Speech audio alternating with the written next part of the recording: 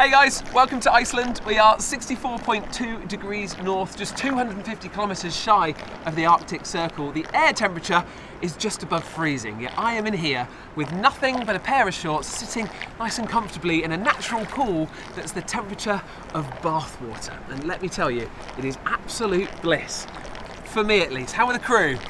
Yeah, they're not loving it so much. I'll be quick. There aren't many places in the world that you can do this, and that's thanks to Iceland's unique geological setting.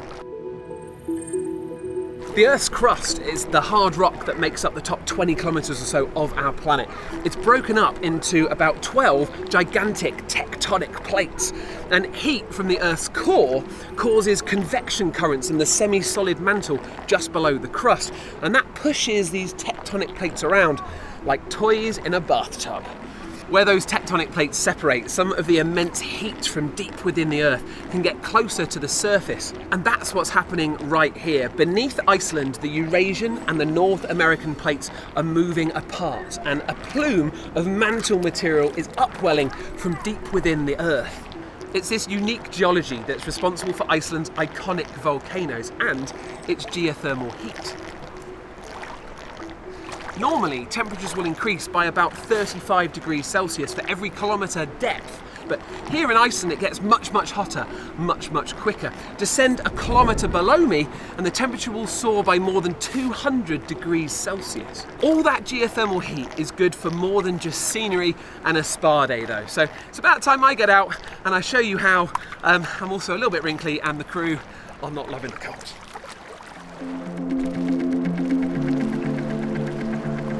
This is a Stirling engine. It is a great example of how you can turn thermal energy and turn it into another form of energy. So the plate at the bottom is being heated up by this boiling water underneath it. The air inside the Stirling engine is getting excited and bouncing around more. That's hitting on the piston, pushing the piston up and turning the wheel on top. Oh my word. Well, there's something you don't see every day.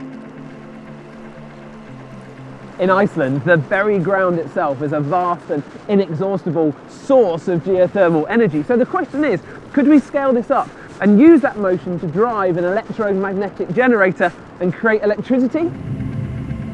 Well, boom! That is exactly what Iceland have done. This is the Nevja Geothermal Power Station, one of 7 major plants on this small island that are specifically designed to tap into that hotspot beneath the rocks. To get at the hottest rocks, what they've done is drilled a borehole up to 3 kilometers deep. Water is pumped down, it gets superheated, it expands into steam and it rushes back up to turn turbines and generate electricity on a national scale. Around 25% of all of Iceland's electricity comes from geothermal sources. The rest comes from hydropower, which means incredibly, all of Iceland's power comes from clean, renewable sources. And this cheap, clean energy has helped transform Iceland's economy from one of Europe's poorest countries to one of its richest. Electricity here is around 1/3 cheaper per kilowatt hour than in the UK. And that has fueled a highly profitable yet energy-thirsty aluminium industry that accounts for almost 40% of Iceland's total exports. And it is even starting to power Iceland's newest industry, Bitcoin mining. Tell you what though, maybe they should add some wind turbines to the mix. Crikey! But Iceland's geothermal heat is being harnessed for more than just electricity. While the power plants are drilling down thousands of meters to access truly immense temperatures, you don't actually need to go down that far to reap the benefits. Water that seeps down into the ground naturally is also heated before it resurfaces, sometimes in balmy pools like the one I was enjoying this morning, and sometimes as dramatic geysers like this. And this hot water has perhaps had an even greater impact on Icelanders' lives. It's used in the towns and cities to heat around 90% of Icelandic homes, pumped under the streets and pavements to keep them snow-free, and it's even used in agriculture too. In recent decades, greenhouses like this have sprung up across Iceland. They're heated by geothermal energy, and it means that this cold, barren island can produce fresh, delicious produce year-round. And I am going in to try some. There we go, got one. So how many tomatoes do you pick in a day? In our greenhouses, we are usually sending to the market 1 ton every day. We like to grow as most of our own tomatoes as possible, so we can say about 65% of the tomatoes on the market are Icelandic. So how, in a country that is covered in snow a lot of the time, that doesn't have trees, it's very little vegetation, do you produce tomatoes all year round? The good thing is that we have good help from our nature, so we can make it possible by using the hot water in the ground. But if we're going to do it all year round, we also have to make sun for them. And the good thing in Iceland is that all our electricity are green making electricity, made from the cold water, warm water, both by running turbines. What is hot in here? What's it doing? In the greenhouses, we have about 25 kilometers of heating pipes. We are driving on 2 of them. Oh, I love that. The tomato trolley runs on some of the hot water pipes. Yep. Genius. And this is where he gets the hot water from. This is a geyser. It gives about 15 litres of water every second. That wasn't enough though, so they dug a borehole. This goes 400 metres down into the ground. The power of nature. So this place really it relies on nature to exist.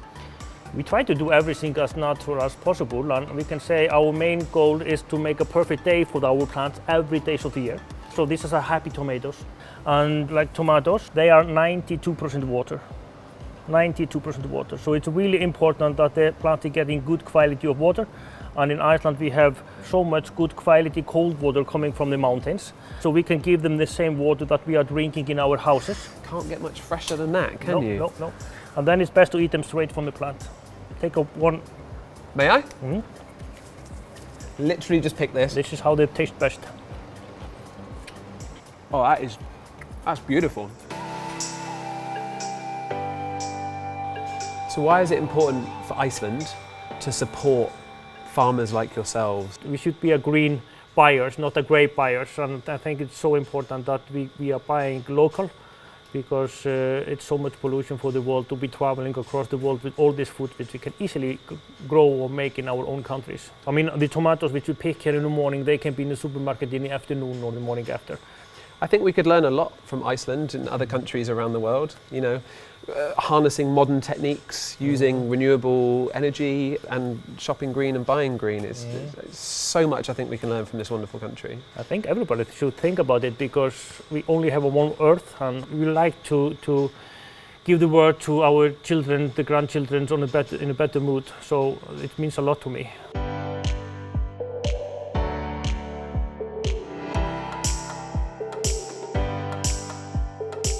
Travelling around Iceland today, it's become really clear how connected the community is to the ground underneath their feet. It gives them the hot water in their homes, they create renewable energy from it, and now they even get their salad and vegetables using what's there, the geothermal energy. It's been a fantastic, fantastic day. And if you want to come on an adventure like this, you now have the chance. We have launched the BBC Earth Presenter Search 2018. Watch this video to find out how to enter. Please make sure you check out loads of the other videos that we've been making here in incredible Iceland. Make sure you subscribe to the channel, hit the notification bell, and then you'll be the first to know when we release a new video. Right, I'm off to make dinner.